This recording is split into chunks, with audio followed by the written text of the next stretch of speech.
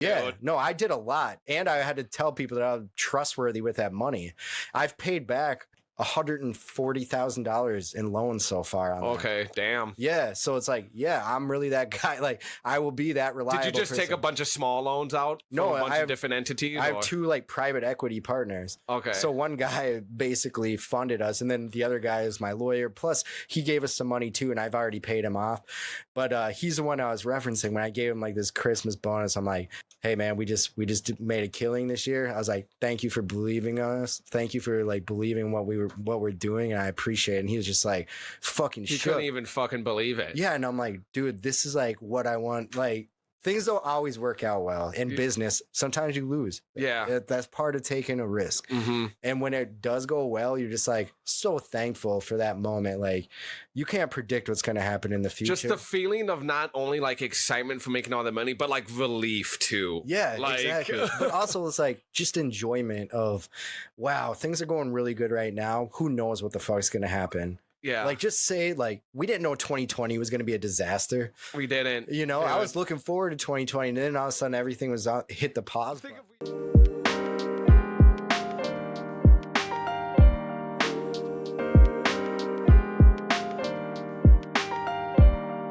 Four, 3, 2, 1. Happy New Year's! Almost Happy New Year's, but happy episode number 146. It's been a long fucking road, my friend. Damn. I think our first episode is right around this time.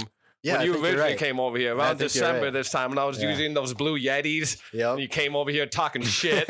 You're like, dude. I was like, let's upgrade it. Dude, it sounds muddy. But let me start off by giving a shout out to everyone out in the Philippines who's listening to this right now. Yeah. I got an email from podtrack.com, I believe it was, saying that the Doug Life ranked at number 58 in the comedy category over there. That's so sick. That's awesome, dude. I was skeptical about it at first. I just don't trust any.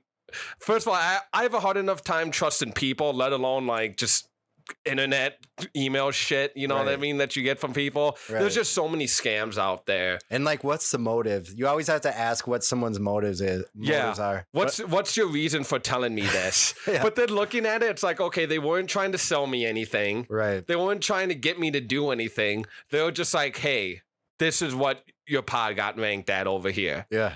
That was it. That's really cool. So that's fucking awesome, dude. Yeah. I don't care I don't know if the Philippines is a country or a continent. All I know is shout out to you guys. Yeah, that's and thank you. Sweet. And wherever you're listening to us for, I hope we can continue to provide some dope content for everyone out there. Amen to that. And that's just the first announcement of many more. Let me just finish my last day of school today. It feels really fucking good. Let me go ahead and thank you, sir. Take a drink to that. That's a big accomplishment, man. And the next big announcement we got next is 2021 Reboot Music Festival. Me, Wade, Queso, aka Gio, and a bunch of other people are planning on throwing right here on the Doug Life channel, as well as Facebook. Gio's Facebook will be streaming it on as well. I would have never thought that me starting this pod about 2 years ago, I'd be streaming a fucking virtual music festival, dude. I hope everyone tunes in for that shit. It's going to be so much fun. It's going to be great just bringing in the New Year's. We all know 2020 sucked ass. And to bring in 2021 this way is pretty exciting. Yeah, normally we'd be at Snowda probably, honestly. We'd probably be working for fucking Snowda. Well, I guess not New Year's Day, but... the night before, for sure. But no, 6 DJs are coming to throw down, so tune in if you're not doing shit on New Year's night. Not New Year's Eve, but January 1. Yep, January 1st, New Year's Day. It's going to be Friday. We're going to be starting music at 6 p.m. I'm not sure on the lineup yet. We'll be promoting it throughout the week, but I'm really fucking excited for this. I'm going to be working hard trying to just trying to be creative, create a unique, dope stage, every artist kind of has their own flavor when they come on here. And that's the challenge. I hope the artists, and I know Queso did a good job of recruiting and getting a lineup together. Shout out, Giovanni, Queso.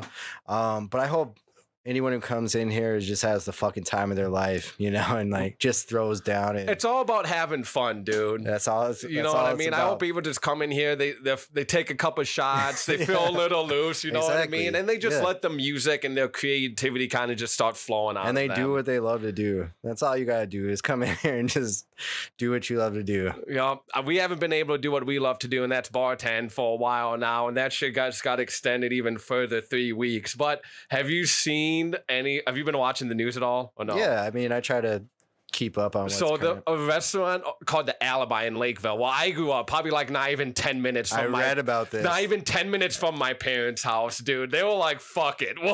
We're opening up, dude. And I saw pictures from that place. It was just packed. It was fucking shoulder to shoulder. packed. Now, if the article that I read's correct, they're going to try to yank their liquor license for doing that for 60 days. I heard they already did. But yeah, I heard it already did. But they had to know that was coming, right? Oh, one of the owners went on TV, was like, yup, we're opening. That's fucking nuts. Yeah. Like, I wonder if they can stay open with their liquor license not open, like just not sell liquor, right? Yeah, I they don't just know. do to-go shit. Because they had to know that that was going to come down swiftly and immediately, like, we're fucking shutting you guys down for liquor. Right. And it's like, it was one of those things I was thinking about. I was like, you know, if you're a restaurant owner and you're about to close your doors in like 3 weeks regardless, I guess why not just say fuck it? You know what I mean? But the one thing why I kind of had a problem with, and I lost some respect for them, like, and this is someone who's lost 4 fucking bartending jobs before I say this, is it's one thing to say, you know what, we need to be open and start making money. But then it's nothing to do that and not follow any regulations at all. I think they will, like, people have had a little more respect for that and understanding if they've been like, you know, we're going to stay open, but we're going to have all of our tables 6 feet apart still. No, you know these what I mean? were blatant, flagrant violations on purpose. I saw this dude. I saw this old dude. He had a fucking mask on his forehead. He's chugging a beer. Yeah, there's some people who are really pissed off about these governor's orders, you know? I mean, there's both sides of the fence. I understand, like, what people are saying, mostly because this virus has really not benefited, but really affected other people. Yeah. Much more than other people. Smaller companies, yeah. And it's got and like hospitality, obviously. Excuse me. And it's got like a 90%, you have like a 90% chance of like survival rate too. You're right. Even older people, like their survival rate's going up. Yeah. I'm seeing it more and more every day. Yeah, and I think it's because the therapeutics, they know more about those and shit too. But it's like, I don't know. I saw there was 100 businesses that defied the order. Yeah, me too. But I saw really only one in depth was the one in Lakeville. And that's probably because it was like a fucking rave. Yeah, and it was, and it's one of those things. Okay, 100 businesses are gonna open, but only a couple of them they're really gonna drop the hammer on and make an example out of. Exactly. So like, and if you're one of those businesses, yeah, it fucking sucks. I don't know what's gonna happen to the Alibi in Lakeville. I love Lakeville. There's not that many restaurants out there, to be honest. Fucking. Before Alibi, it was just Babes when I was growing up. Have you been to Alibi before? Like once or twice. I've never been there. Yeah, I've only been there a couple times. Well, I moved. I wasn't living in Lakeville by the time they opened. What was their? I only go down there to like visit my parents now, and then the last thing I'm thinking is like going down to downtown Lakeville to the bar. I'm going to see a bunch of people from high school I don't want to see. Do you know like if their motive for doing this shit was just to get press, or are they like, fuck it, we're probably gonna close down anyways? I'm not sure too much. I know some of my friends. I know I have friends that have worked there. The way the owner was acting on TV, it seemed like she just wanted to get on TV, and they're on this fucking spotlight right now, dude. Yeah. Out of restaurants, dude, like everyone now knows of the Alibi. Yeah, for better or for worse. and supposedly, you know what I mean? People like, were driving from far and wide to come there because they were all like, "Fuck this order," essentially. And it goes to show that it's not just on the business owners. Like, look how many people like willingly went there. You know what I mean? Right. They didn't make everyone go there. They weren't like, they didn't do some crazy deal like, hey, we're going to give out free shots to everyone. They're just like, you know what, fuck it. We're opening. Normal business hours. Normal shit. Yeah. And look at all the support they got. That shit. They got a lot of support. It shows that it's not only like restaurant owners are the ones that are sick of this shit, dude. People want to go and pay for a fucking overpriced beer, dude. Yeah. They are craving that more than ever right now. People want to socialize too. I mean, it's fucking everyone. A lot of people are forced to work from home now. They don't like me. I don't even get out of the fucking house. And it's the holidays too. Like right now, fuck, dude, you're going out every weekend. Your friends, like you got friends and like from college are in town or whatever, like families in town, you guys want to go out and do shit. All that's taken away now this year. And really, these were the busy months for restaurants, right? Leading up to the holidays. And then January sucks, February sucks. March, it starts to get a little bit better. I have a feeling, though, if they do reopen now, there won't be that slow lag time because people just want to stretch their fucking legs out and just get after it. But when you look at like live music venues, how far away are we on that shit? It feels like it's going to be forever until something like that's open to the public. I'm optimistic that sometime in the fall we'll get there for the live music and we'll be back. That's a long We'll be back at the Armory. Dude, that's so long. I know. That's 8-9 months, right? 9 months. Yeah. That's a fucking long time. Maybe even longer, but I'm thinking at the fall. Well, that's being optimistic because when I was listening to Wars talk, in Minnesota at least, we're hoping that the vaccine is going to be available to the general public by sometime in March. Okay. And but there's so many other follow-up questions you have to that. Like, okay, the vaccine is now out to the general public, right? Do a certain amount of people need to get that for them to open shit up? Right. Well, if it becomes available and no one wants to fucking get it. Yeah. Is it mandated? I'm not going to get it. I mean, I'm not going to be standing in line to get it. I'm not necessarily against I'm not going to get it at all. Yeah. I'll say it here. Yeah. Yeah. And I guess that's your choice, right? You can do whatever the fuck you want. Hey, my body, my choice. Exactly. I've been pro-choice this whole time, and exactly. I still am. Yeah, exactly. Oh, man, that would be a long time. That would suck, dude. I don't want to wait that long. Yeah, dude, it's going to be that minimum. But I'm thinking they might do, which hopefully is we get to a point or enough people get the vaccine, it kind of gets distributed, and we get just like the virus under enough control, or walls that goes, all right, you know what? I'm gonna I'll open events up to like 1,500 people, 1,500 people, 2,000 people. I think we'll kind of take baby steps, right, like that up there. It's been so fucking long. I think you were saying it the other day. You're like, we're like almost a year into this shit. In March. Yeah, so really 9 months into this. Yeah, and it goes by fast, actually, dude. Did it not? Like, let's think, or like going off your premise. What if we don't bartend at the Armory until the fall? We're going to be looking at, 15, 18 months without pouring a fucking single cocktail. Yeah. There? Well, I got that gig out in White Bear Lake now. That's good. So, and they've been staying in touch with me. It's one of my buddies who's managing over there. Yeah, that's dope. But there's so many things we have to factor in because they got a relief fund coming in now. Right. That's supposed to get approved. Nothing's official yet, but I've been hearing shit every day saying how both the Republicans and Democrats, they finally, they came together on a plan that each party likes, and it's supposed to get signed. And then in that plan, there's a bunch of support for businesses, fitness centers, even like music stages. Also have the Save Our Stages one, I believe it's called. Yeah. But for regular people like me who just lost their job for bartending, it's supposed to be a $300 relief fund, and that's in addition to your regular unemployment, which is also being extended. Yeah. So I would get I get $225 plus $300 for 16 weeks. Yeah. That's still amazing, dude. Yeah. I don't know if you ask me, but well, I mean, you're being told and mandated not to work. You're not working because you're being told you can't work. Yeah. So yeah, you deserve something because you're ready, willing, and able to work. Right. And like to the people who will listen to this will say like, well, why don't you just go get a fucking like another job? Like an hourly job isn't even fucking worth getting sometimes. Like to make a $300 paycheck, make it work. Say, what's minimum wage? Like it's not 15 yet here. I think it's $12.25. I don't know though. Okay, so or 11 or 12. Let's just say $12.25. Right.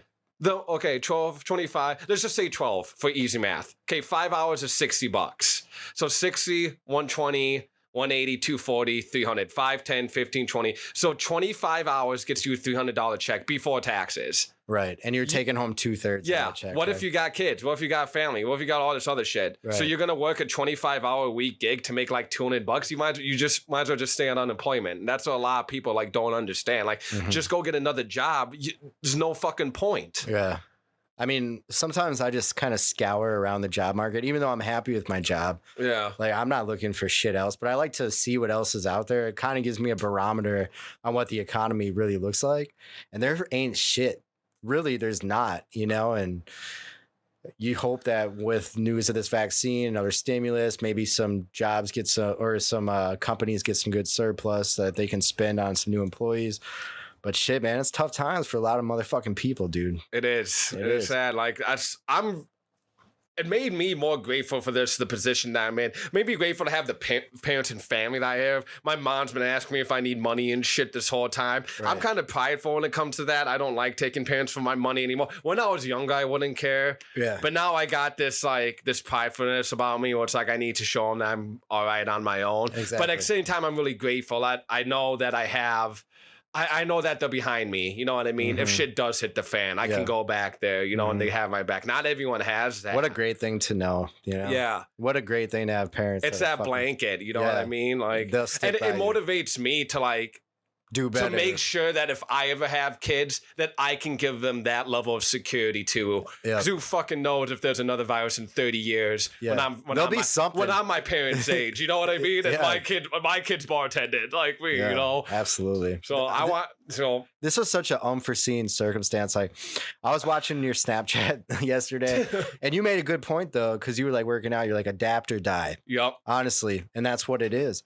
You know, like you have to have a lot of adaptability in today's world. Period. Pandemic or not. Yeah. I mean, that's why I went back to school. It goes more than just like figuring ways to work out. Like, adapt to, you know, with your home workouts and, you know, get that sweat, keep your gains going. But how else are you going to be productive too? Like, I've taken a hit financially this whole pandemic, for sure, without a doubt. I've dipped into my savings. I've gotten into cryptocurrency. We can get into that. You actually got in? I got $1,000 in XRP right now. Dude. Do you know about that shit? Yeah. Oh, goddamn. We're going to have to do a whole nother fucking pod about that. I thought you were a hater on crypto, though. Dude. Now you're making money and you're like, fucking crypto. COVID. Well, I poured some out of my savings. And it was Mike and his brother that pushed me to it. But the real believer that made me into crypto is COVID, actually. We're getting pushed to this more contactless, you know, delivery, contactless society. The tech industry, the companies that have been thriving this whole time are all the tech companies. Yeah. Every single one. I got into crypto in 2017. I raised $300,000 in private financing, and I started my own company and invested it all into crypto. Okay. And but I took the Bitcoin or just several different cryptos. I'm in the XRP right now. I don't really know what the fuck I'm doing, to be honest. Yeah. But that's what XRP is a popular one. It's cheaper. It's like 60 cents right now. I don't know what you bought it at, but 45. Yeah, so it's doing well. Yeah, you're up 15% on that already. 20%. That's Bitcoin's at like 22. When I bought it, Bitcoin was at like 19,000. Yeah, and I checked it the other day. It's like it was getting close to 22. I love crypto. I own a shitload of crypto. My company owns a lot of crypto. And I feel the same way you do, and here's why.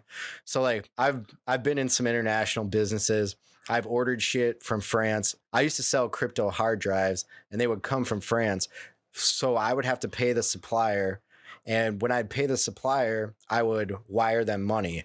If you've ever wired money across the world, it can take 7 to 10 business days to get there, and the whole time you're freaking the fuck out. Yeah. You're like, I don't know where this is. It goes through 3 intermediary banks.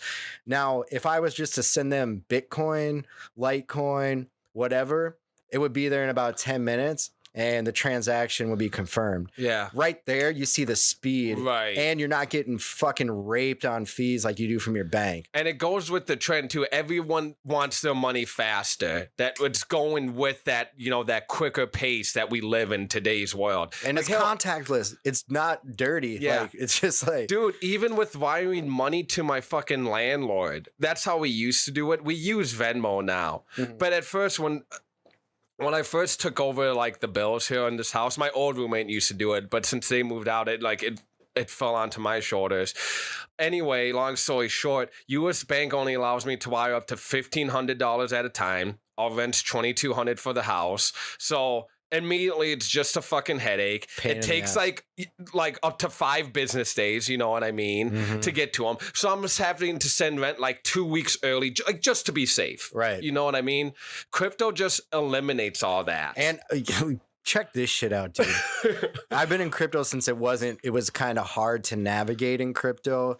Like exchanges were a little bit like shaky. You didn't know where your shit exactly stood. Like you had to possess your own thing. That's the one thing that's powerful about crypto.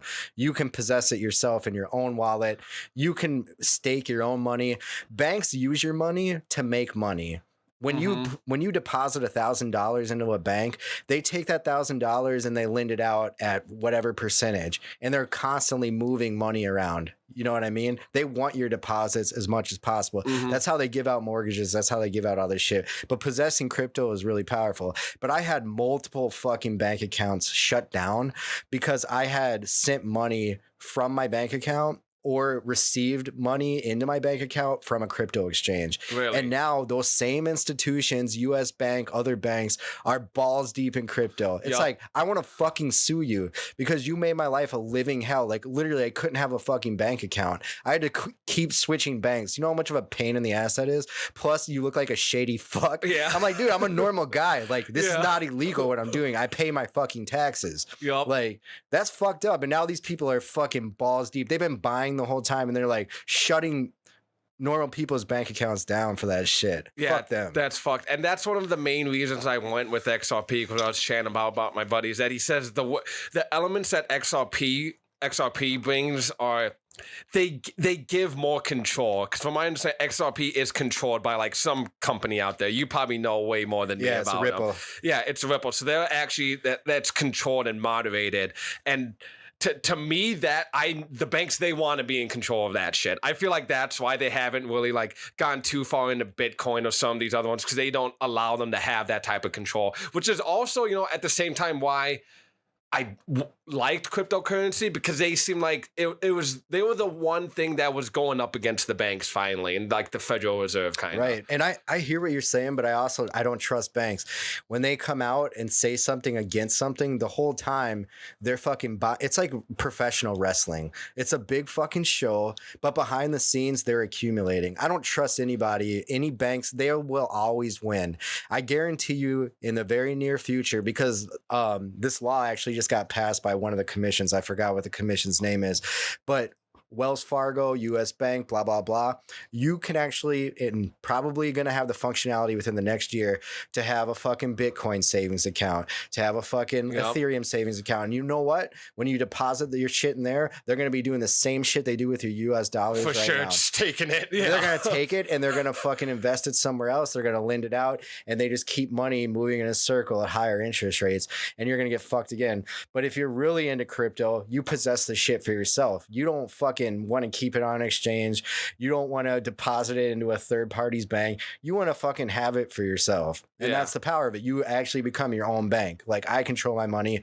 Fuck you. You aren't going to tell me I can only spend $15 out or $1,500 out of this account. Yeah. But I'll fucking send whatever the fuck I want out of this account. So you don't own. So what cryptocurrencies are you invested in then? I can tell you the list ones. right now. Yeah. See, because I'm still like super green when it comes to this shit. I don't even know what honestly all of them do. I use Coinbase Pro, and I'm so noob. I just know up, green, good, down, red, bad. All right. Like, I'm in Bitcoin. I'm in something called Syndicator. I'm in Ethereum. Yeah, I was thinking about investing some in Ethereum. I'm in Link. I'm in Neo. I'm in Centivit. I'm in Telcoin, Walton Chain, XRP. Damn, you're in a bunch. Comp, something called Sushi, and something called Serum.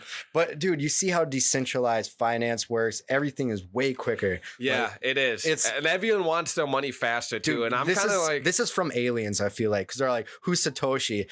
If no one's ever going to reveal Satoshi might be dead. I feel like this is like aliens, like someone, and then somehow it makes they're just fucking counting money on the back end. And it keeps going up. Fuck, dude. I remember first hearing about Bitcoin like 6 years ago, and like I remember hanging out with my friend, and he was showing me Bitcoin. It was like $15, right, for like a stock of Bitcoin.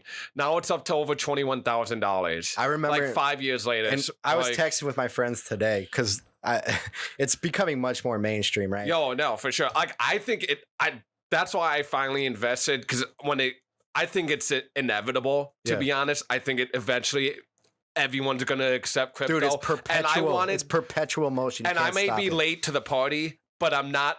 It wasn't late enough for me to get in the water before the wave comes. Exactly. That's how I looked at it. Wave, dude, the herd's coming. It's coming no matter what. The fucking you know what I mean? Dude, Like, that $1,000 is going to be $10,000. Oh, dude, I was planning on dumping more into like different ones, to be honest. I don't know if I'm going to dump more into XRP or like Ethereum, but I was planning on investing more. And I'm looking at this on the long game. Yeah. Like I'm just 5-6 years, maybe even 10 years from now. Exactly. When I bought fucking, $5,000 worth of XRP at 60 cents. And now it's, even if it gets up to $2, dude. Yeah. Like, no, it's a fucking me. Dude, you're smart for putting your money there. It's way better than having it sitting in an account. It's the first time I've ever done anything like this. Like, to be honest, I've had my money. So I got an inheritance from my grandma when she died. And I've been letting that money just sit. I've only used it for basically school and payments for when I want to buy a house one day, you know what I mean? Right. And I splurge with like, vacations and just like shit like that here and there, but I really haven't touched it. Yeah. But now with COVID and everything, I was like, it made me a believer in the cryptocurrency, dude. And to me, it was more appealing than like getting into stocks. I was like, stocks is something that's been established, it's there. You can always make money in the stock market. But I want to try to find that next big thing, though. Mm-hmm. You know what I mean? Yeah. The people who start investing in Netflix or all those companies when they were nothing and then blew up. Yeah. I'm trying to find that big cash return for me. And I think cryptocurrency is where it's at right now, dude. My last 2 presents I give my girl for her birthday, I got her crypto. For Christmas, really? She's into crypto? Or you just gave her crypto? I give her money to invest in crypto. Okay. But she's like, damn, I'm already up. I'm like, to me, it's like I'm trying to start her a long-term savings account. That's the way I look at it. Like, yeah, I can go get you something that's shiny and sparkles, but like, how about the gift that keeps on giving? Yeah. And like, use that money to make more money. Yeah, exactly. I've never been smart with my money about that shit. I've never really cared, to be honest. Right. I'm 30 years old. I want to put my big boy pants on now. Yeah. You know what I mean? I mean, why wouldn't you? It's just fucking simple strategy. Yeah. Why wouldn't you have? If you work hard yourself, why wouldn't you have your money work hard for you? Right. You gotta find passive income is what it is. And like it's complex, but it's really not as complex as it seems sometimes. Cause I didn't know you could just, I'm probably gonna sound like an idiot saying this, that you could just sell it whenever you want and you just have that money. Yeah. Is that how it works? Yeah. It's just it's just like that's stocks. What my buddy was telling me. Like if you bought 10 grand at 50 cents and it gets up to $1, you just hit that sell button and you just immediately have all that. Yeah. You just that transfer amount it of right funds to in your back. Dude, I'm telling you, cryptocurrency. Like that's, I don't know. To me, I still can't believe if anyone's listening or is watching, cryptocurrency for me in 2017 literally made my fucking year. I gave myself a fat ass fucking paycheck at the end of the year. I paid some investors a fat ass paycheck. Oh, I bet, dude. See, I wish I got into it. My buddy Mike bought in XRP. It was at 15 cents. Yeah. You know what I mean? Look at him. He bought 300%. I know. Like, yeah. That was a yearly probably low for it. Yeah, it was. And then once it got down to 45, he came over here. He was like, fucking set up Coinbase right now. Is that Mike? Is Mike the one I met? Yep. Okay. Yep, Roger. It's one of my best friends. He actually, shout out Mike if you're listening to this right now. He actually had Bitcoin back. He was the first one when I was talking about earlier when I was with my friend. He was into Bitcoin when it first fucking started, dude. Like $10, $15 a stock type shit. He had it all. Long story short, because it gets kind of into his personal life, his girl ended up like stealing his Bitcoin. One of his exes ended up stealing his Bitcoin and sold them off from him. And then he didn't really get back into it after that now. But like he remembers that day, dude. He tells me about it all the fucking time about when he had Bitcoins in at fucking $15 a stock, dude. Yeah. But like what you were saying, it's not too late. Believe me, you're early. And I'm playing the long game, dude. Right. Like even if say if in a year it gets up to $1, I'll probably still chill on it, honestly. And it depends how bad I need the funds at the time. Yeah. But at the rate it's going, the way I see it, dude, it's only gonna keep going up, dude. Mm-hmm. Like, and if I do ever sell it, I'm just gonna take that money to buy more shit. Yeah, like, I think that's really cool that like you're putting your money to work. You know, it's fuck it. You know, like it's $1,000. It's fun, dude. I wake. It's part of like my daily routine already. First thing I wake up, I go look at my Coinbase on my phone. It's the first thing I fucking do. That's sweet, man. Good. Yeah, I think it's good to get in. It's a good time to get in. And I think my prediction for XRP is it's going to $3.50 this year. This year, dude. Fuck no. Or 2021. My bad. No, 2021. for sure. Yeah, no. I'm trying to buy more, dude. My bud Mike was just like, dude, if it's under $1, keep buying that shit. Exactly. When you have money, buy it. That's buy it and keep fucking buying it. And I'll stand by that shit, dude. There's just so many fucking cryptos. Like when I open that, there's so many options to buy things. All the money in the world and where it's all invested, whether it's gold, equities, bonds, whatever. The fucking crypto market cap is a fucking drop. It's nothing. Like, you might know about it, your friends might know about it, blah, blah, blah. This has not reached a drop in the bucket compared to all the other investment vehicles in the world. Like, you look at gold's fucking market cap versus Bitcoin. It's not even fucking close. Gold, so beginning of COVID, gold went up a lot too. Right. Shout out Phil. He was actually thinking about buying a fuck ton of gold. Yeah. When the first lockdown happened, my buddy Phil and a couple of my other buddies were talking about just like spending like $20,000 on gold bars because prices of gold and silver and stuff like that was going up. Yeah, people wanted to feel safe with those precious metals. Yup. Yeah, dude, there's so many. I don't know. It's like, it's crazy thinking about. I didn't know you've been into crypto that long, but I can't say I'm too surprised. Yeah. You're a business dude. Like, yeah. I mean, I'm into it. I feel like the smartest people in the world work in the crypto space. Like some of the projects that I'm specifically invested with, I have a lot of back and forth with these people and like I see what they're doing and they're very transparent. When something's on the blockchain, you know where all their funds are going. So if there's one central entity that holds their coin, you can see what they're spending on. If they're spending X amount of coin on marketing, X amount of their coin on development. Yeah. You can tell where they're sending their funds. They can't hide it. It's all on the blockchain. It's visible for everyone to see.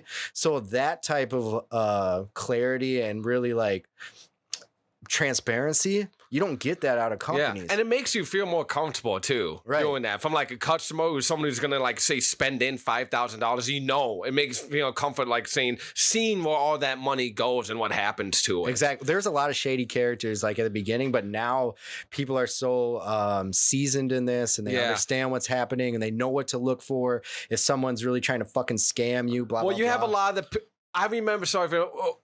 I know a lot of people that were first doing it. It was the get rich quick type shit people, you know what I mean? Kind of the pyramid type schemers and the way people like the energy that they put off about it is what really pushed me away at first. That's understandable. But you have to understand in 2017, I was one of those guys because I was making money like that. I remember sitting in a bar with my homies and being like, and Bitcoin was $1,700. They actually texted me today and Bitcoin was $1,700. I was like, dude, you guys want to fucking buy this? And they were probably like, you're out of your fucking mind. Yeah. Later that year, fast forward 9 months, it was $20,000. That's Jesus Christ. You know what I mean? So it's like, yeah, I sounded out of my mind. I sounded like a used car salesman, but I was literally that excited. I would like swipe on my phone. I just made $10,000 in fucking 5 minutes.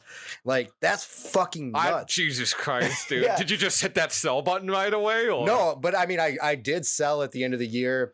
I did make a lot of money in 2017, but then the whole market crashed in 2018, 2019, really in 2020 too. Like crashes, like hit zero, people lost everything. Not like hit zero, but it's like you lost 90% of your funds. For sure. But luckily I wrote myself a fat check at the end of 2017. So like I'm finding my way through, but you cashed in a lot.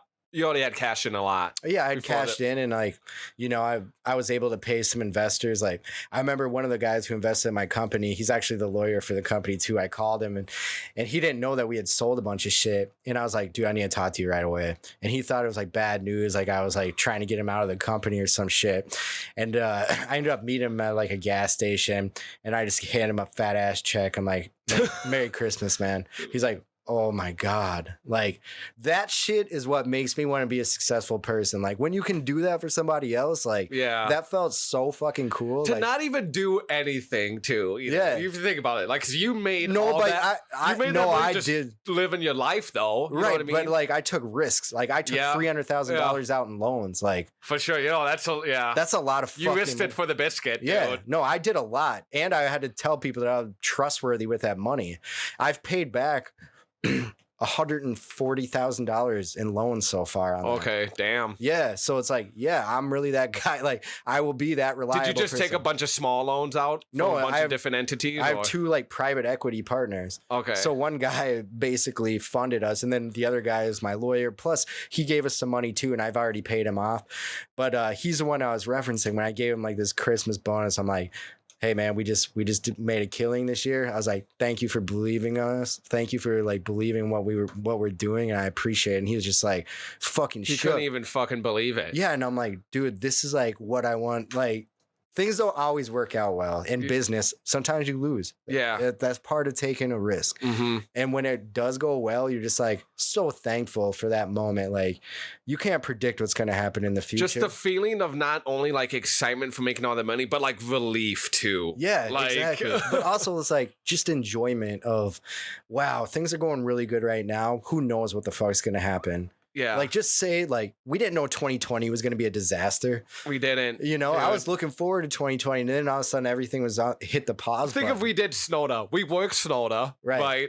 Yeah. New Year's Eve. Skrillex, right? Was that him just last year? So we just saw fucking Skrillex, and then 3 months later, we're No. we're It wasn't locked down. Skrillex this year. It was Ganja White Night, wasn't it? Oh yeah, I think you're right. Yeah, Actually, those Ganja- were 2 years ago. Yeah. You're right. Yep. It was 2 years ago. Yeah, with Mr. Wubbs or whatever that fat fucking thing he's got out there. Yeah.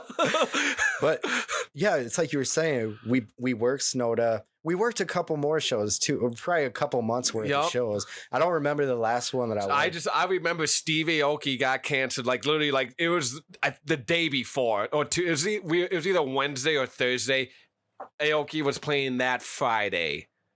And then everything just got canceled. I remember I was supposed to work at the Varsity because I just got hired at the Varsity because I didn't get hired at the Fillmore. I did a whole podcast about that. You guys can go listen to if you want. Go back to number 86. Yeah, it's somewhere in the 80s. Just type in Fillmore. Wade, Donzie, and Tad. But I got, it's just, I got caught off.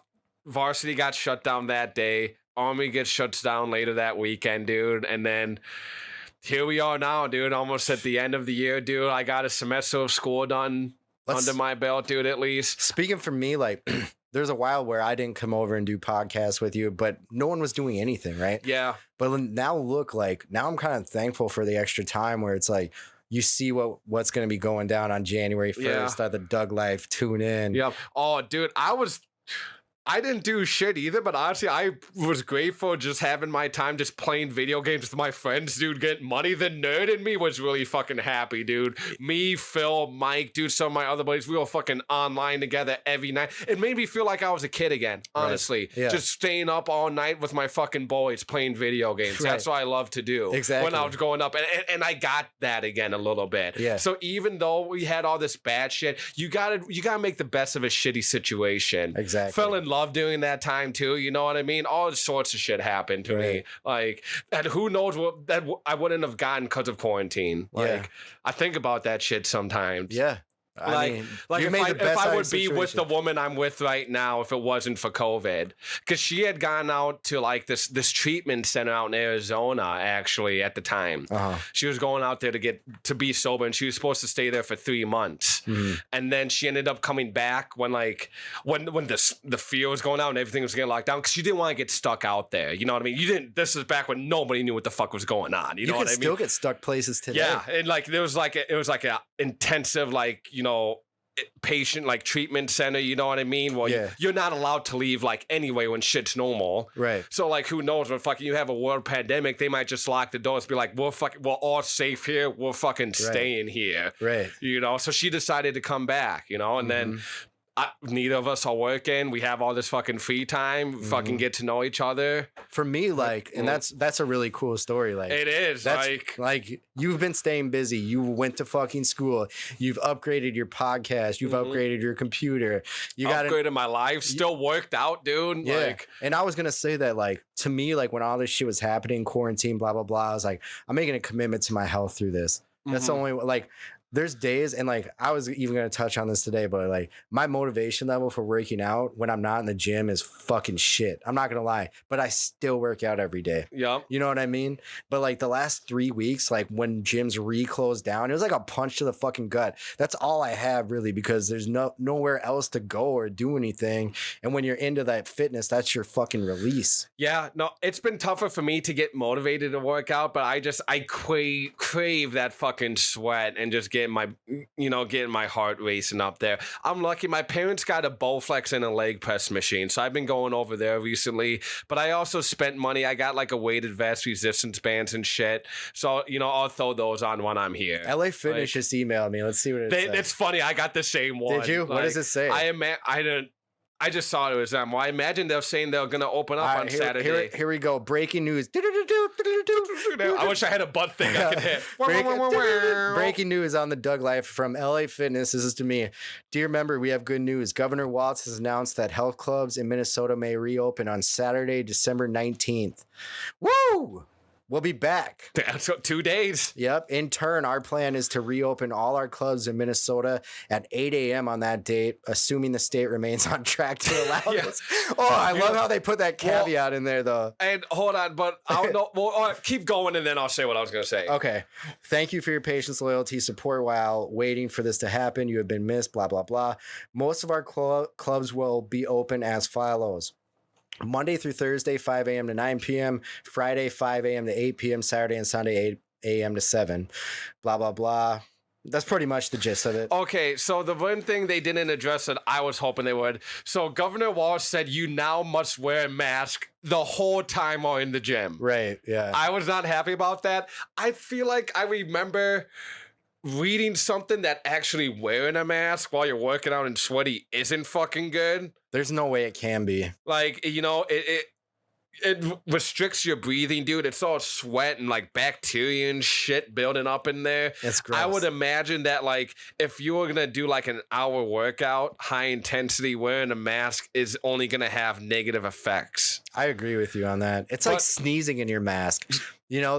That's the most uncomfortable thing in the fucking world. Yep. I've only done it a couple times, but every time I was like, oh, I want to throw this fucking thing away. Just have all your saliva and spit on like, this there. is That's fucking disgusting. So I was curious to see if LA is like, or how, not just LA, but how many gyms are actually really going to be enforcing that. Right. Prior to that, LA, you just had your mask on walking in and like in the commons area, such as like, a locker room, bathroom, you know what I mean? Throw it on. But when you're beasting on the treadmill, you're throwing up fucking the plates on the bench press, dude, you have that shit off. I know. Like, yeah. Well, that's how it was operating before. I wonder if they will enforce it. Who knows, man? Like, they probably will, because they don't want to get shut I'll the fuck fucking throw down. it on, dude. I don't give a fuck. I don't agree with it, but fuck, I have a mask on to go work out, dude. I'll have that fucking mask I'm not gonna on lie. the whole I time. feel like a goddamn fool wearing that while I work out. Yeah. I understand it, but like grocery stores and shit, you're way more packed than LA Fitness and shit. I feel like LA Fitness and probably Lifetime, probably Planet Fitness, whatever the fuck else is out there, Anytime Fitness, and they're only allowed to be 25% capacity too. Right, but I feel like since I've gone back since the first quarantine, I feel like it's been fine. I've never felt like I was like infringed upon my space. If I'm on a fucking treadmill, no one's like breathing towards me. No one's around me. Yeah. Like, they've done a good job is what I'm trying to say. Their risk mitigation has been pretty fucking good. And they have so many sanitizer bottles. And I feel like the people, just like same thing with the service industry and gyms, like the people that are going there every day, like we all want to work out so fucking bad, dude. We are going to follow whatever precautions. Nothing else. I know. We are going to follow any else. precautions and regulations we need to for the gyms to be open. When I was there, I wiped down every fucking piece of equipment before and after I fucking used it, dude. Mm-hmm. Every single one. Yeah. Like, Hey, me too. nobody wanted gyms to close. No. But, and it sucks that the place that had the healthiest people in the state. I know. That's the fucked up part. Was the ones that shut down. I know. I was fucking seriously bummed. I'm like, damn, I'm gonna have to recommit myself to these home workouts.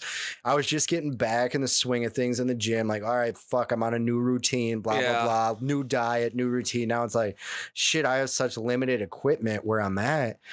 Really, all I'm fucking with is resistance bands, which like I can still get a great workout in, but that shit gets old after. You need to get a vest, dude. Yeah, you need to get a 60-pound vest. Yeah, I've seen you in fucking. That shit's no joke. Yeah, I was like, damn, is that a bulletproof vest? What the fuck is that shit? Do some wall sits or squats with that fuck on, dude. I'll even just walk up. So the stairs right here, I would put that in my set. Like I would do like, you know, a set of squats or whatever, like 15, and then I'd walk up and down the stairs 4 times. That's different variations walking. You're fucking sweating, dude, with that thing on. And dude, taking that thing off is so good. I feel like a fucking feather, dude. Oh, I feel like I'm so fucking agile, dude. I'm fucking dancing around on my tippy toes when I throw that vest off. It feels fucking great. One thing I really miss about the gym, which fuck, 2 days it's open again, dope. Thank God. Yeah, is doing pull-ups. Like it's just a simple workout, but like I have nowhere to do them in my house, and like you didn't get a fucking bar? No, I don't have. Do you have one? Yeah, we got one upstairs. Oh, nice. Do you use it? Oh, excuse me. Every now and then, yeah. Yeah, I just miss doing them. I don't know. It's like one of my favorite workouts. I'm more of a dip guy, but I do them both. Yeah. I'm a lot better at dips than I am pull-ups. I'm pulling up a lot. I'm pulling up fucking 200 pounds, dude. Yeah, for sure. But I feel like it gets the back nice and worn out, or I don't know. What do you like? Do you like doing them this? Do you like doing them this way or the wide grip? Well, this is definitely more back and like a kind of like upper traps and inner back. Yeah, this exactly. I feel like gets more of your bicep. Well, unfortunately, at some LA Fitnesses they have like a standard pull-up thing, but most of them just have like, you know what I mean, the separated bar where you're doing your dips too. So like I do them this way. Mm-hmm. You know what I mean? Yep. You could do the grip because I do them all. Too. No, I know what you're talking about. Because you can hit a set of fucking pull-ups, dips, and then do the fucking abs with your leg raises and shit. Yeah. We'll have to hit up the gym, dude. Which LA Fitness do you go? I just go with the one in Richfield over here. It's a pretty cool gym. I used to go there because I worked right by the Mall of America, so I would swing by there. Yeah, I used to go to Anytime, but I switched to I just ended up switching to LA because it was cheaper and they have more shit. Yeah, but I was going to Anytime for a long time. I'm curious to see how their rules are gonna happen. I was doing both at first when I had money. I didn't really give a fuck, but I'm curious to see. So when they first reopened up, Anytime was one of the better spots. First of all, they opened up immediately. LA Fitness kind of, you didn't hear about them for a little bit. Yeah, but Anytime opened up immediately, and they didn't have as many people going, which some people like enjoyed. Mm-hmm. When but with 25% capacity and how small Anytime Fitness is, dude, you can only have like fucking 8 people working out at a time in there now. Yeah. Like, most of them are really small, right? Like, yeah, I've never gone to Anytime. There's like 2 bench press machines in there. Yeah, for like just it's almost like it's like a really nice apartment gym. How most Anytimes are. Think of ours. Some are bigger than others, but here in this, if you're living in the cities like us, a majority of them are going to be a lot smaller than the ones out in Farmington, like my boy Brian works out at. Are there people like that don't work out at all? And what I mean by that is like, what do you mean? There's people that go to the gym that don't work out at all. What the fuck are you doing? No, but it's like, could you imagine like not thinking about like, you would feel weird like if you didn't have that as part of your routine. Like, I don't understand how, let's say maybe if you have a really fucking active job, like you're a laborer, you're moving furniture and shit, maybe the last thing you want to do is fucking go to the gym. You just got your ass kicked all day. But what if you have an office job? You're sitting there, you're probably eating treats and fucking doing potlucks and shit. And then you don't ever feel like working out, like, or like even stretching out or like moving your body in any way. Yeah. That would be so foreign to me. Like, I get it. I guess a majority of Americans all like that, dude. That's the thing. strange. It only gets tougher. This shit's ingrained in me. It's like that habit was fucking formed when I was like 15 years old. Probably before that. Yep. You know, lifting weights with my boys, like at their fucking in their house or at my place. Oh, dude, I remember being in high school, dude. It was all about fucking the bench press, yeah, dude. Exactly. How much you bench, really dude? Yeah. Dude. How much can you just fucking slamming bench, fucking bro? weight on your chest, like just bouncing it off. bouncing dude. it up. You'd bang about. I remember, like, well, in my high school, we had fucking. You had the clubs and shit that you got in. You threw up 225, you got like a fucking t-shirt, dude. Yeah. The things people would do to get a free fucking t-shirt, dude. No matter how old you are. No, that's maybe if LA every in this established world, like you bench 200, you got a t-shirt, dude.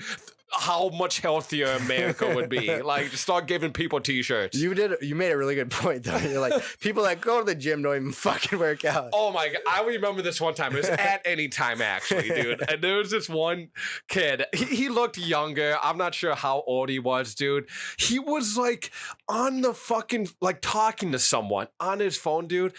I shit you not, it had to be at least 10 minutes plus before he even did a set. And he's occupying one out of the two bench presses at any time. Woof. It was leg dig for me, so I didn't really give a fuck. But I'm looking at this kid like he's making me angry. I almost said something to him. Yeah. You know what I mean? Like, yeah. I seen it. I've seen that at LA. those people don't really want to work out. They just want to. No. They just want to tell their friends at later on the day. Yeah, I went to the gym today. You're gonna fucking go to the gym today. Now you're making me feel guilty about my effort today at my home gym, which is nothing but like a resistance band. But like, it's like I was saying, like my motivation after they close the gyms this time, I'm still fucking getting my sweats in. I'm still doing yoga. I'm still working out. I'm still getting it done every day. But like my intensity today. Well, can I ask you something? Yeah. Have you ever been pudgy? No. See, I was pudgy growing up. Okay. So I feel like people like me, I wasn't like huge, but I definitely had a gut. I had a fucking double chin. You get a double chin, dude. You would never. Once you get, you never want to get another one again, dude. Once you get rid of that fucking thing, you don't want it back. I remember what it was like. You know what I mean? Mm-hmm. Not even like. Not only was it a really hard time to obviously like attracting partners, you know what I mean, to be with me romantically, but I hated myself, dude. I woke up, whenever you looked at myself in the mirror, dude, I got mad. I got depressed. Yeah. I got disappointed about that. Yeah. And I remember how that felt, you know what I mean? So like, to me, even though I've been skinny, I've been in really fucking good shape for the past 4 or 5 years now. I still got it ingrained in my head that I would never be like that again. Yeah, you know, no matter still motivating. what. Like, and shout out if Anthony is watching right now, Anthony. Dude, from the time I met you to when the last time I saw you, you look like a different man. Bro, keep it the fuck up. Like, seeing that dude's transformation, I know he's putting in fucking work. I don't know if he's on with us tonight. He was earlier. Oh, there he is. Yup. Yeah. Dude, shout out, man. Keep fucking working, man. That dude, he looks like a different man from the first time I saw him. And that's really cool to see those transformations. But when you were talking about how you kind of transformed, that came to my mind, you know? Yeah, and dude, it's not easy, dude. Like, I give pops like, it's different for the people. Yeah, sure, you got some people that play sports their whole life and they're just fucking ripped, you know, until then. But like, dude, the older you get, the harder this shit becomes to do. Mm-hmm. The more pounds you put on, the tougher that mile is gonna be. Your knee's gonna fucking hurt. Your back's gonna hurt. Dude, my knees fucking hurt already, dude. Last time I checked, I was under 5% body fat, humble brag, dude. Running, I don't know how much longer I'm gonna be able to run, dude, for real. Or do you think you'll switch up to like swimming or something? I think, well, for one, I think I've been blessed with good genetics, but my one fault area is my knees. My dad's got both his knee joints replaced, dude. I just think maybe like knees aren't bad in my family, dude. And even when I'm going on runs now, dude, it's the pounding, dude. I feel it in my fucking on my kneecaps. When you run, how far do you usually run? Or is it like not a probably like 4 or 5 miles? Oh, okay. And like in like an hour, one walk. I'll probably say I run like the first 2.5 to 3, and then on my way back home, doing the other 2.5 to 3, it's a run walk. Got you. Oh, okay. So you run to the gym? Is that what you're saying? No, I run to the lake. Oh, gotcha. I either run to Lake Nokomis and do a lap around that, or I run to this other lake. I don't even know the name of it, to be honest, but I know how to get there. What do you feel like about like running in the cold? That's fucking hard for me on my lungs. I only run if it's above 30 degrees. And if you run in the 20 degrees or below, you're just an idiot, because it's actually bad for your lungs. It's damaging to them. I looked into it. Yeah. And it feels weird, right? Yeah, it's not good for your lungs. Like if you do it in the extreme cold, which some people do, that's when you can cause like serious like permanent damage to your lungs. I wish I could articulate it better and sound fucking smart and sound like a professor to you guys. But just take my word on it. If you don't believe me, just do some research on running in cold weather. I only do 30 degrees plus. You could probably still do 20 to 30 degrees and be all right. But once you get below that, dude, like, Yeah. you got to find different ways to get your cardio in. And I get it. You're fucking craving that run. I hate running, but I do it every fucking day. Yeah. You should do things you hate, do things you fucking suck at, you know? Do things you hate a lot. But it's about being uncomfortable, getting out of your comfort zone. Like, even today, like, blah, blah, blah. Like, I'm a cold shower guy. You know that? Like, to me, it's like I do something I hate. It never gets easier to fucking take them. But I feel so fucking exhilarated. I tried to do one after we did a podcast one day. Dude, to me, I was unsuccessful. Dude, there's times I let the shower run. I'm just looking at it for like 5 minutes. I'm like, fuck. I'm like, but I know what I'll feel like afterwards. You know what I mean? It's the same thing for working out, you know? Mm-hmm. And shout out Anthony, get that home workout in, man. You got a bench press, you got a squat rack, like. Do what you got to do, man. Yeah, it's not as motivating at home for me. How bad do you want it, though? You know what I mean? You want it bad enough, you'll fucking find ways, dude. I put a dent in my fucking kneecap, too, doing the first lockdown in quarantine, being a complete idiot.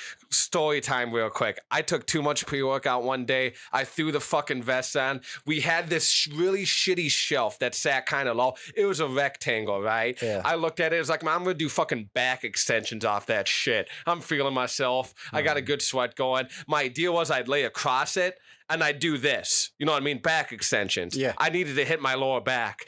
Well, I basically, on this rectangle, it couldn't support the weight and it slid down like this. And I had the fucking weighted vest on. Damn. I have a fucking dimple in my kneecap right now. Like my knee literally goes like this. Your knees are fucked up anyways. Huh? Yeah, my knees were already fucked before that. You know what I mean? Yeah. I'm still feeling the effects from it, to be honest. But you know what?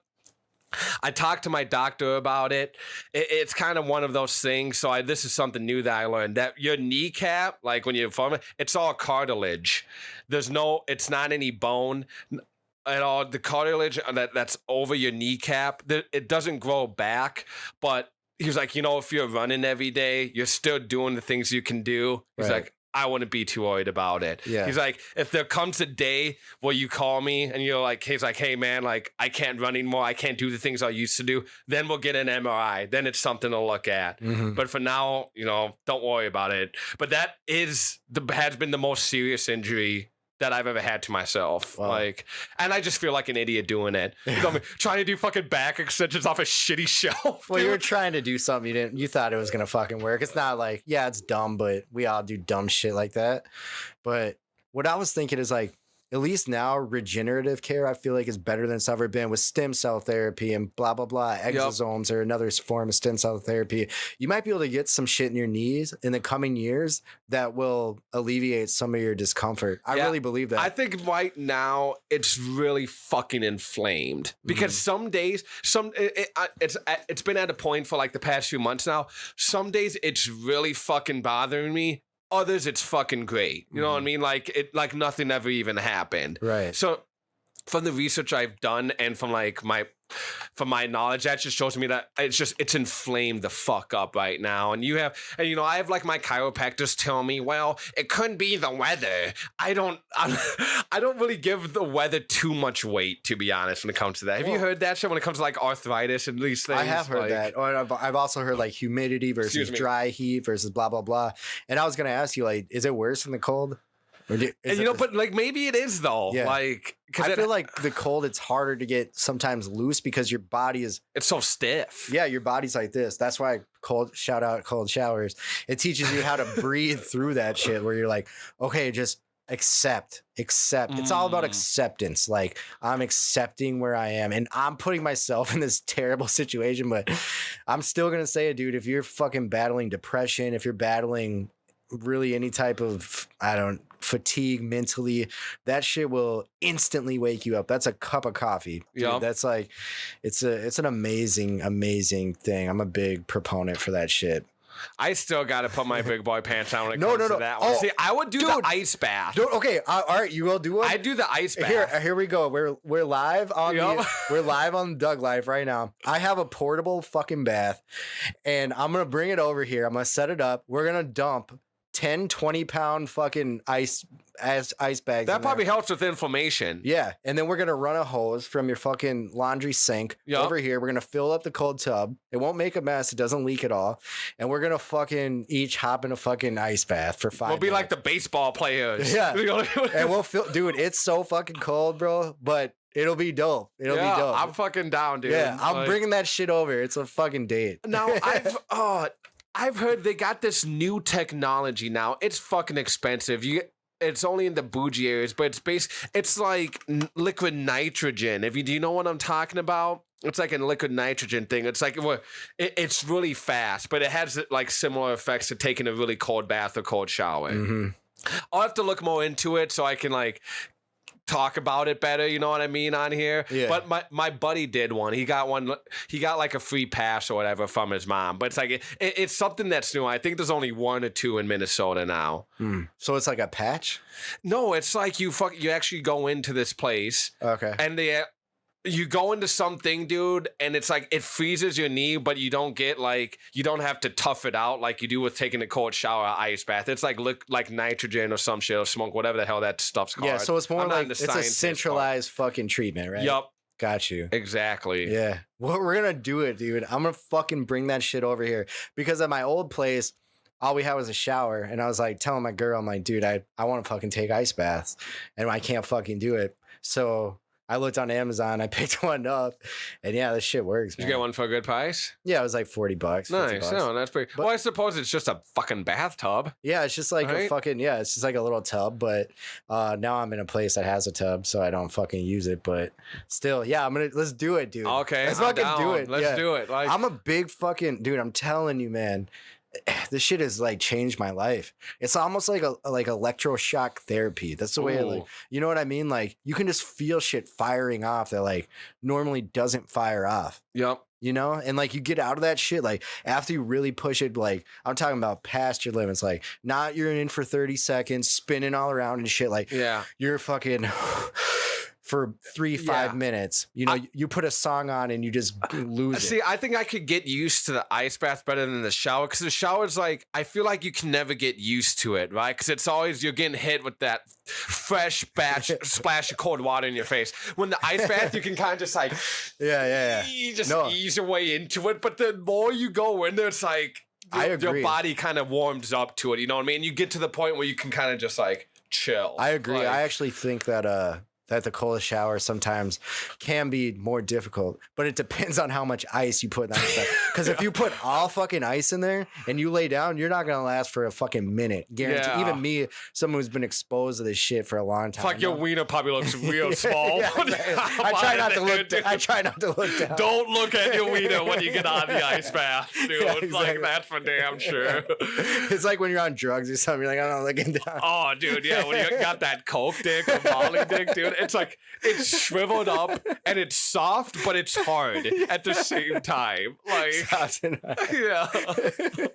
Like, I'm not even looking down. I'm not even looking down. It's like, I swear that's not my real size. I swear I'm bigger than that.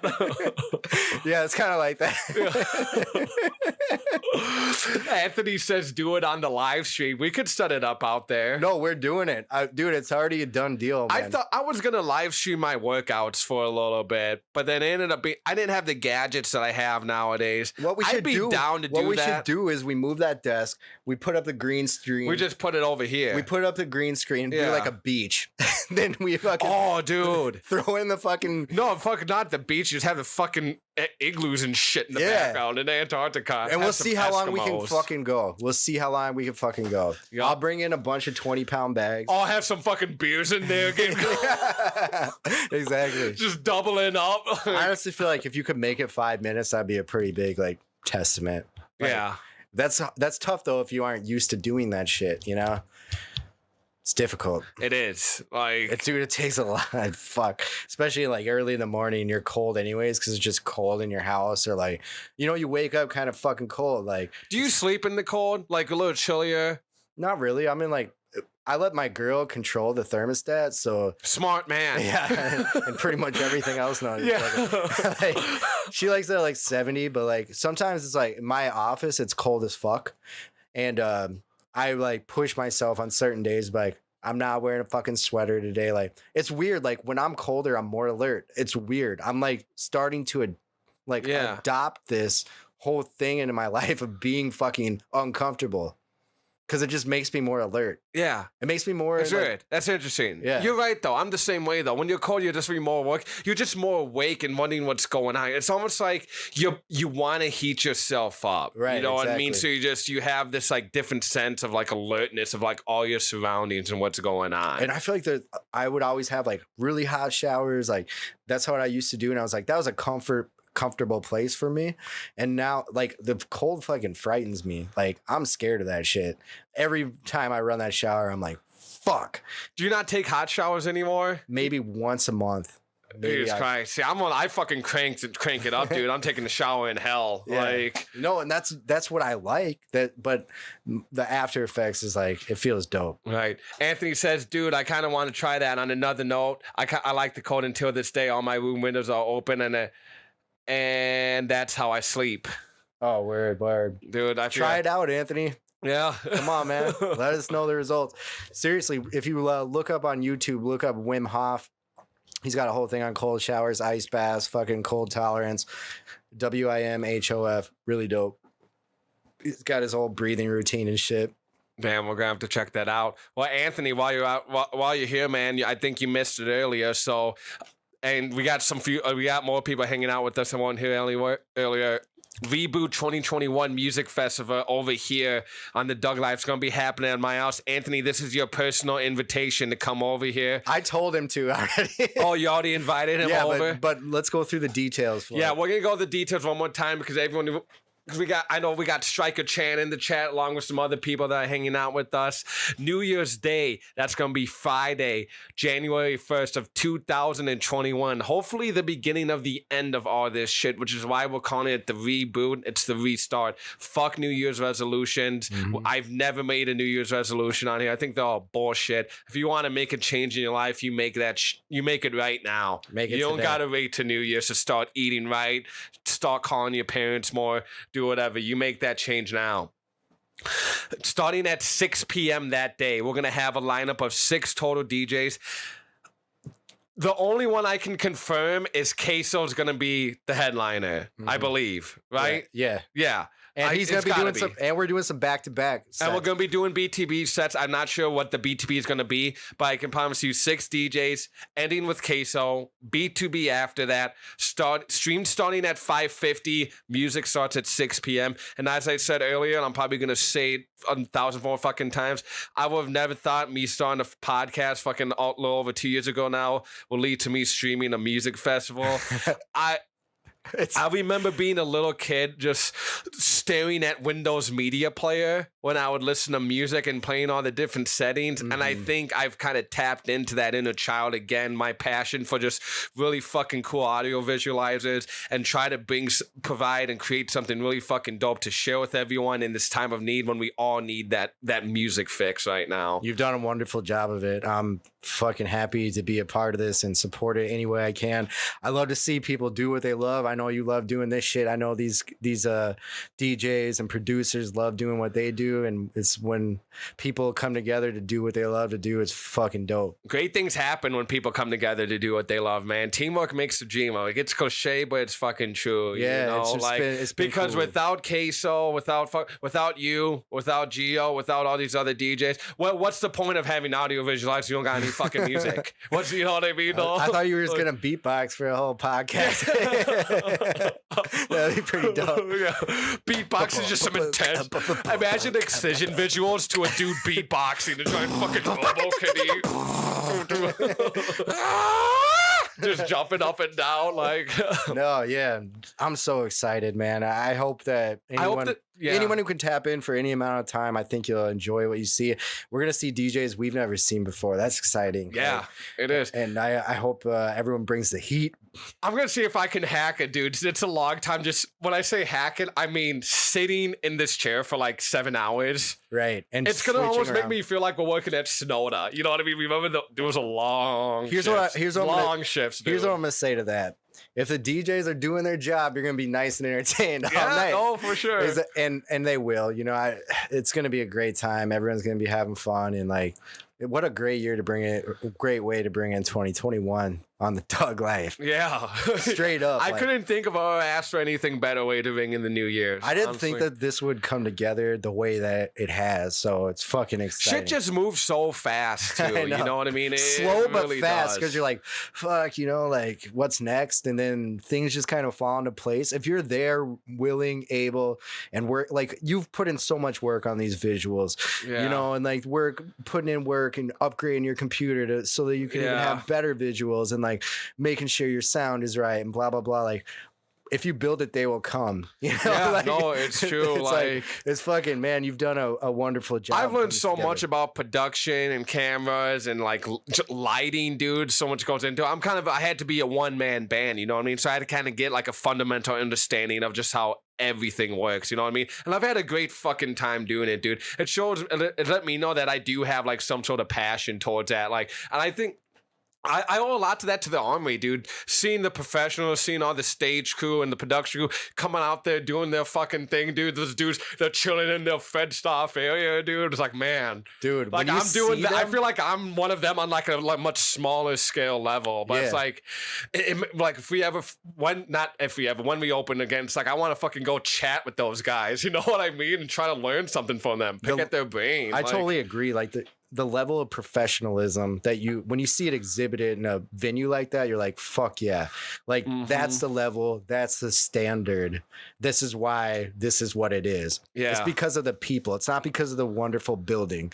Like the building's a big home field advantage, Yeah. but it's the people that fucking put it on day in and day out, Yeah. come there and make these artists look like fucking superstars. Right. I feel like your job as a promoter, your job as a sound man, your job as a lighting man, make them look like a fucking star. Right. Everyone, there's always a nerd for everything at their job. The DJ's a fucking nerd, dude. The software, I was talking about this with my buddy the other day, just about movie editors. The software that they've developed on these computers, it is so fucking complex now, dude. It really is, dude. That's why you like fiddlesticks, you got to go to school just to learn how to use a software program nowadays, dude. Like, it goes to show how complex it is. You can't just teach everything yourself sometimes. You're going to plateau eventually. I'm going to get there eventually, dude. I was looking into like creating my own audio visualizers, but like I feel like I don't have the time, but I have the passion for it. You have the curiosity. So like Yeah. eventually you're probably going to get there when you do have more time. Cause like I've seen you just nerd out over these visualizers and they keep getting better. Like the stage is getting more entertaining to look at. The visualizers are getting more entertaining to look at. And like, I hope the DJs and producers, when they come over here, can just feel that like they can just, all they have to I do- want to impress them, dude. I want them to come over and be like, I wasn't expecting that. Like, I want them to leave here like that went way better, looked way, but just everything sounded better. way better than what they were expecting, dude. And people are welcoming, like they feel like at home. That's Yeah. always like how you want them to feel. But Yeah. like I just want them to come in and just play and just have fun and play. Yeah. And then everything Just else, plug and play, dude. Yeah, I'm plug- gonna exceed your expectations. You just gotta plug and play, baby. Yeah, like that's so fucking maybe cool. that's what we should call the next festival. That actually Plug and play, Dude, that is dope. Yeah. Hell yeah, dude. That is fucking really cool. Plug and play Tour Festival, dude. Like, Yeah, man. God, I'm so fucking excited for this shit. Like, I try not to wish away days at all. Like, every day is a fucking blessing, but like, definitely looking forward to you, like, helping you even and watching you set up the stages and like having everything get together. Like, you know, everything falls into place. Yeah, I was talking with my girl about it. Like, with like this music thing has been a great way for me to kind of exercise like me create my creativity. You know what I mean? And like, she was bummed 'cause she was talking about like. She made a good point. It's just something I didn't think about. Like, not many people have hobbies where they can like exercise that creative muscle in their brain that we all have. Most people are just going to work, doing their daily job. They come home. They're going through their daily routine, and that's fine. I go through my daily routines all the time, and honestly, it wasn't until just like I started the pod is why was able to be like more creative and whatnot, and how important that like actually is. I think it's very undervalued, our creativity muscle, and it's not used very often. I know, and the more you use it, the more you want to use it, and then the more it infiltrates into the other parts into of your real daily, world, into your daily life. Like even into cryptocurrency, dude, you gotta be like having a degree of creativity also brings curiosity and you wanting to try and do new things. Creativity and curiosity, they kind of go hand in hand. You know what I mean? That you want to see how different shit works out, try new things. And there's a lot of things where it's a new thing, but the fundamentals of what you've learned somewhere else apply. It's like cooking. Like you have a flavor that hits you, and then you have something else that comes in and finishes off the palate. It's the same thing with a beat. You have something that hits you in the chest, then this sparkly, like over the top melody that hits you up here. Yeah. It's just, there's so many different like parallels with different craftsmanship. You know what I mean? And you can be like, okay, I can kind of apply what I know about this and apply it over here too. Yep. And like everyone has a different kind of muscle. Like you got the creativity music muscle. You know what I mean? Like I remember I legit thought, I was like, oh, I got Ableton. Maybe I should try fucking around making music, dude. I didn't even know where to fucking begin, dude. I didn't even have anything like pop into my head. You know what I mean? No, but someday when there's time, and there's always a lack of time because we're all busy people. Yeah. But like, I'll show you how to fuck with it a little bit deeper because that would be really cool because then you can build your own beat and your own visualizer. Yeah. Dude, that would be pretty sick. Yeah. That would be pretty sick. But like, I built this beat. I built this visualizer. Here it is on the Doug Life. Yeah, that would be fucking dope, dude. That would be cool. I want to start playing with it eventually once I have some more free time. I have a lot of free time now, but right now that's focused on the stage and whatnot. Solo unknown. Hey, Animal Packs, have you talked to Doug about my friend from the stream? Have you? I don't know, Animal Packs, have you? Yeah. Oh. Remember I sent you the link? It might have went down right after. Remember, Anthony, that link went down after you sent it to me? I don't know if I resent it to Doug. But he has a homie who DJs. He streams live on Twitch. And I said we should get him over here. Yeah. The I'm answer open is for anything, absolutely dude. yes, dude. Yeah. Every time. Yeah. He's really Everyone dope. is fucking welcome to come over. He was throwing down some cool house beats and stuff. And really fresh stuff. So it would be dope to have him over here. And dude, I'm so happy with the way everything's come. I still have a long way to go, but I feel like kind of like you're talking about the cryptocurrency and thing, a lot of my hard work's starting to pay off when it comes to the networking essence and doing different things. Like it also shows to show like if I was just doing podcasts, I would get bored by now. You know what I mean? If I was just streaming video games, if I was just doing the live music shit, I get bored. Having this like variety is what the Doug Life's all about, man. Variety is the spice of life, dude. I agree, man. I think all the content's really cool and unique in its own way. And like it's all parts of you. And that's like important. Like that's what makes something cool. Yeah. Like you're interested in the audio visualizers and music and all that shit. You work at the coolest music venue in the state of Minnesota. Yeah, dude. You've been exposed to like some really cool shit. I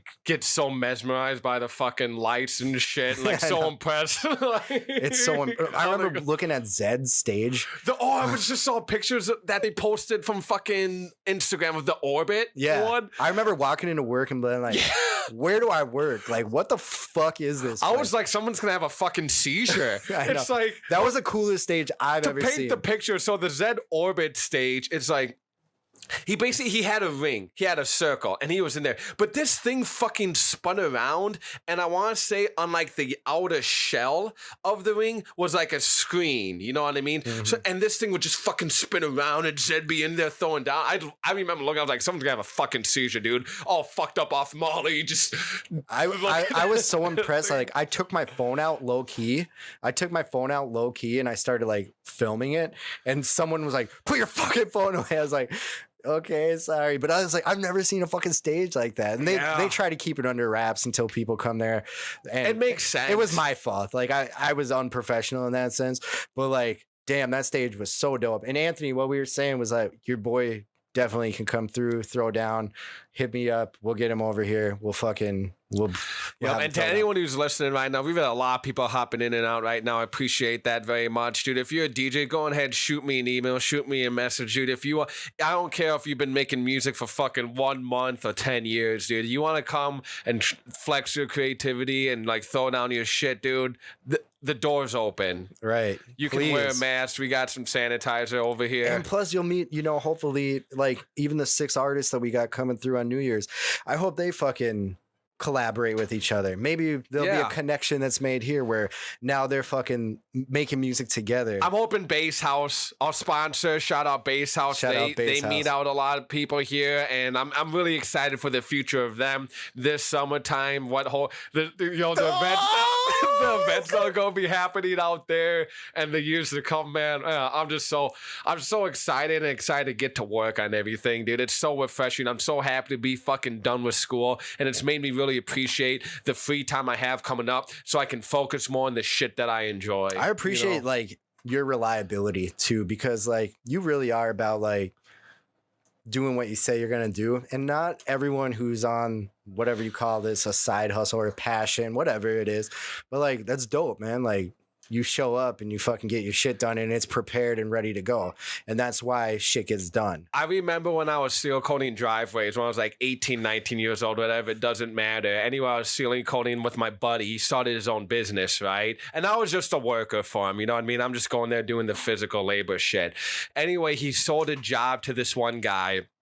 He said we were going to be there. We said we were going to be there on Thursday or whatever. It doesn't matter what day. So we just say Thursday. We said we're going to be there Thursday at this time.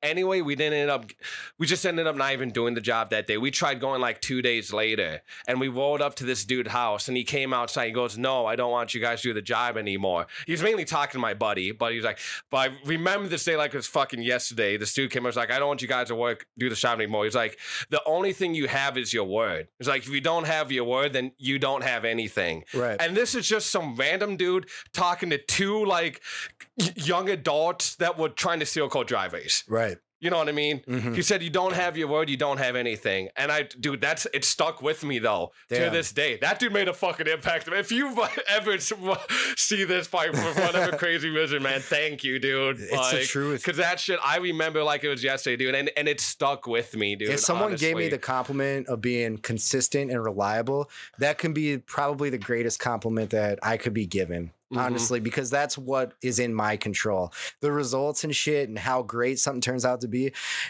talent has its limits. Everything has its limits. I can only be so good at certain shit. But if you can be like, "Oh, I know you're going to show up and I know you're going to fucking be here and be engaged," that's a big ups. That's big props. Yeah. I owe props to the Army too, man. They took my discipline to a new level. They really did. With being on time over there is fucking being 15 minutes early, you know what I mean? But having that high, the standards over there are so high, and when you live up to their expectations every single day, and not only live up to them but exceed them, they're bound to rub off on you and fall in the other aspects of life. It's dude. An amazing operation over there. Bro, know, I can't even hate. Like I work in like this corporate environment, and like I work at a really cool place, and then I'm always like, well, the Armory might still be the crown jewel. Like, it's the people, the standards, like everything is just held at such a high regard. I've never missed working at a job. I know, me either. Do that. I know, and like when you're in the weeds and shit, and like there's a line, and like fuck, you're all over the place. Like you work in a very busy spots all the time. In the same, I live for that shit. Yeah. No, yeah, but like it can get stressful. It can get stressful. Oh, absolutely. Because you want to do a good job though. That's why you were like fuck. When that inner clock. And sometimes you just can't get in the groove. I remember there was this one night I was getting fucking destroyed, right? And I couldn't get into my groove. I'm trying to make drinks, dude. Like cups, like I'm setting a cup down with ice. It fucking falls over for whatever reason. Someone spills their shot on the receipt. Shit just happens. I remember I cracked open a Red Bull and it fucking sprayed me. You just fucking chuck it. I was like, oh, dude, I was like so mad, dude. Yeah. Like I just could not get into my fucking groove over there. That's the worst, dude. It really is, dude. But like, the storm always passes eventually. You know what I mean? Shit starts to die down. I take a deep breath. I'm like, all right, I fucking got through it. Like, I know. Fuck, man. I miss the Armory. I just want to go walk around in there and just, like, say hi. Have half-naked chicks come up and order drinks. So, yeah. Yeah, that happens quite a bit, too. And half-naked dudes. Yeah, exactly. No, I feel you. Like, when those nights when it's choppy, it's like, fuck, I wanted to be working out, but you just because we talked about this one time about spending time with ourselves and getting in your zone, how you can get in the zone when it's moments like bartending and working. But like, there's nights where you just can't achieve it when you really fucking need it. I know. And it's like the harder like the more you start thinking about it, like, oh, I'm not in my groove, I'm fucking up. The more you get in your head, you feel like you're moving at a fucking snail's pace, even though you're probably moving as quick as you can. Like, man, fuck. I forgot what it's like being the East. I feel like I'm gonna be rusty, to be honest, by the time I actually get back there. Like, I've been bartending, but not at that level of volume. When I'm at the Armory, is probably some of the most times that I'm the most present. Like, I'm not thinking about shit else. Like, I'm just there. I really appreciate the strict no phone policy, actually. And I think that's something that a majority of people work there didn't like. They took it for granted. You know what I mean? They forced you to disconnect over there. Yep. A lot of people looked at that as a negative because it was so fucking slow sometimes, especially if you're in the middle and you know what, I get it. Me, I looked at it as like, man, they're forcing me to disconnect. That's a positive. First thing I fucking do when I wake up is unlock my goddamn phone. And check your crypto. Yeah. No, it used to be Facebook. Now it's crypto. Like... And then Snapchat. It'll be back, Anthony. It'll be back, man. Anthony says he misses the Armory a lot. We do too, man. Yeah. Anthony was my first customer ever. Yeah. 7 Lions, dude. He was my first drink. For the very first show? For the first show. He was the first dude. Which I just saw the post. The anniversary was 6 days ago, actually. It's the 17th. It was December 11th. Was it 3 years ago? 3 years ago. Mm-hmm. 3 years ago, December 11th, dude. I remember this day like it was just a do. I was on East 90. This one with Juice was still there. I was in the middle. Mm-hmm. Like, I was on East 90 that night too. No, you're normally at West 90, right? Now I am. Yeah, but this is day one. Yeah, I'm a fucking random nobody at the time. You know what I mean? Day one, I was at West and spot like 13 or something. And Anthony was he came in with this like light up like bear helmet. And he's like, check out my helmet, bro. I'm like, welcome, man. He ordered a Jack and Coke, and then the rest is history. Tomorrow's a mystery, dude. Right. You know? I remember when Anthony came up to me, too. He was like, it's funny. I remember you didn't even say anything to me, but I swear to God, dude, when you were walking up, I knew it was you, dude. Like, there was some, like, the energy, dude, and started clicking, dude. He's got that chill energy. Yep. And then I always get a kick. He called you Animal Packs. Yeah. That's my Snapchat handle. Follow me at Animal Packs. Yep, at Animal Packs. Don't at me, bro. Right. Oh, dude. As Animal Packs on TikTok, dude, I've been uploading a lot more proactive on TikTok lately, dude. Any clip I upload there gets 150 to 200 views. How? Which I was... Do you just have like followers or just like people scrolling through? I just think that many people use TikTok. Damn. Are you like making some creative shit or is it like pretty... Just Phil ranting about dumb shit.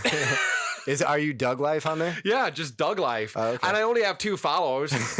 But all my shit has over 100 has at least 150 views. That's on crazy. There. I know I have it downloaded, but I just never post shit. I was skeptical about getting that first. For one, you can only have 60 seconds. So I was like, okay, that's kind of challenging in a clip sense, you know what I mean? Because sometimes in 60 seconds, and it's all just kids dancing and hot chicks, you know what I mean? So I was like, well, maybe podcast it really isn't gonna fit in there. But at the same time, like, I don't know how many fucking podcasts are on there. Maybe I'll be the one dude that's fucking one of the few people that's doing something different, that's not dancing to the latest fucking rap song. Yeah. My girl loves being on TikTok. Oh, so many hot chicks on there just shaking their ass, dude. God damn. Yeah, that's just another app that I'm like scared to open though, because I'm like, fuck, I don't want to be scrolling around on that shit all day either, you know? Yeah, I try to be, so it sucks, dude. I try to be as proactive I can on social media. I have a Twitter. I have Twitter, Instagram, Snap. I have everything for Doug Life. I only have one personal social media, and that's Facebook, right? Mhm. But it's hard. Like, I never post on Twitter. I rarely post on Instagram. You know what I mean? I'm being more proactive on TikTok, but really that's it. Like, and it's hard to, right? I know it's going to be more beneficial for networking and getting the pod out there. I view it like this, right? You eat a salad because you know, like, it's healthy for you and it's good for you, but like posting shit on social media to me it's like injecting fucking nuclear waste into your veins to get superpowers. Mhm. I don't know. I just can't seem to do it. Like, I agree. that's the most simplest fucking thing either. I have hundreds of clips, hours of content already made, but I just can't post anything on it. I don't know why. I just like. That's It's like, interesting. you know what I mean, dude? It's so easy. Yeah. It's not even that I forget. I'm thinking in my head, like, oh, I should post something on Instagram today. And I just don't. We'll post some shit on the first. Yeah. Shout out Reboot 2021 on the Doug Live. Come tune in, man. 6 p.m. 5:50 p.m. It is. January 1st. 6 DJs. Let's do it, man. All right. I think that was a great pod, man. That was a It was fun much pod. needed. I got a lot on my system. Anthony, I'm excited to see you on the 2021st, man. I'm excited to be done with school. I hope you all done with everyone else who's going to school listening to this. Again, shout out to everyone in the fucking Philippines, man. Thank you guys so Hey. much. I'm seriously, to me, it's so humbling. Like, I have a tracker on here, but it's kind of iffy. It's a free one. It doesn't really work that much, dude. Like, just to break the top 100 and is just such a cool achievement, no matter what category in life it is, dude. I'm honestly like, you guys are the first place we broke the top 100 in, and you're not going to be the last, dude. And you know, when we're in the top 100 in America and Canada and all the other fucking places, dude, I'm going to mention all you guys over there in the Philippines first, dude. Trust Straight up. me. That's Like, fucking dope. Straight up, dude. That's love, man. yeah, That's love, it is, dude. Like, That's love. That's what fucking, honestly, when I come over here, sit, chat with you, come over here, watch these DJs throw down and try to link you up with other people Yeah. too. That's what it feels like, man. It reminds me of like how great the internet is, as we just got done talking how easy it is to get lost in the phone, but like how much we're able to connect with people all over the fucking world, dude. Mhm. Like, how dope is that? I can sit in my fucking basement, talk some shit, and people over the Philippines are gonna listen to it. Yeah. Or wherever you want, wherever Yeah. you got an internet connection. Exactly. Not even. You just have an internet connection to download it now, and then you Yeah. can listen to it offline. Amazing. I don't know. Internet's a double-edged sword. Takes away from the local community and it gives back to the global. So let's take some time to let's appreciate that it connects us globally together. So Amen shout to out that. to you guys all over there. Yeah. We'll be back soon.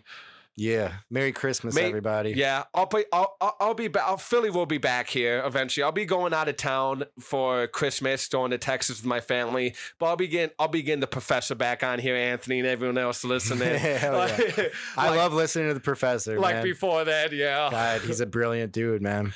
Reboot 2021, everyone. The Doug Life. Don't forget to follow us on social media. You know, stay in tune with the updates. We'll be getting the lineups and the flyers out there. Yeah, I'm so fucking excited. Until then, boys, I didn't choose the Doug Life. The Doug Life chose me. Wade Donzie, everyone. Whoop, whoop. Dun, dun, dun, dun, dun, dun.